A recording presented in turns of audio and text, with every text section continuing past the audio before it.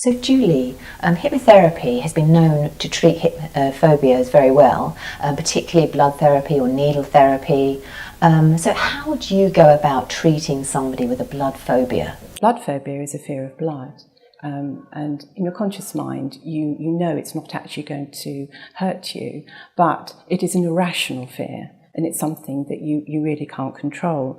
Simply hearing somebody talking about blood, if you are a sufferer, or giving blood, or maybe seeing a scene on television, or even for a child attending a science lesson can be very difficult because it will bring about phobic responses which may actually cause that person to faint. So it's difficult for not just the person, but also everybody around them. Quite often, someone who actually has blood phobia will tell you that they had a very difficult traumatic experience in early childhood.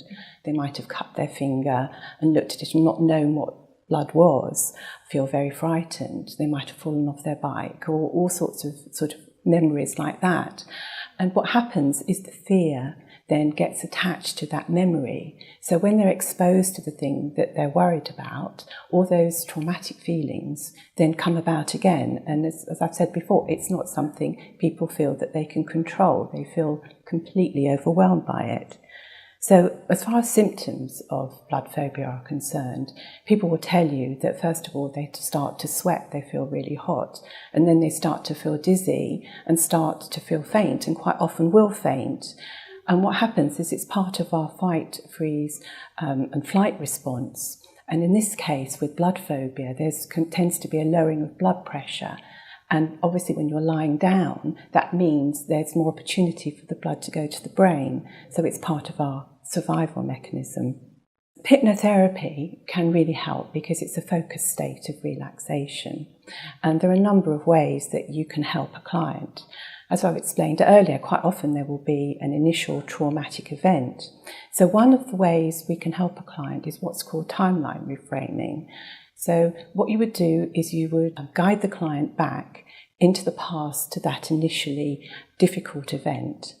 But because they're much older than they were then, there's things that they know now that they didn't know. So you can give them positive suggestions to help them deal with that trauma. And then once you've dealt with it, those feelings disappear, and then the phobia is released.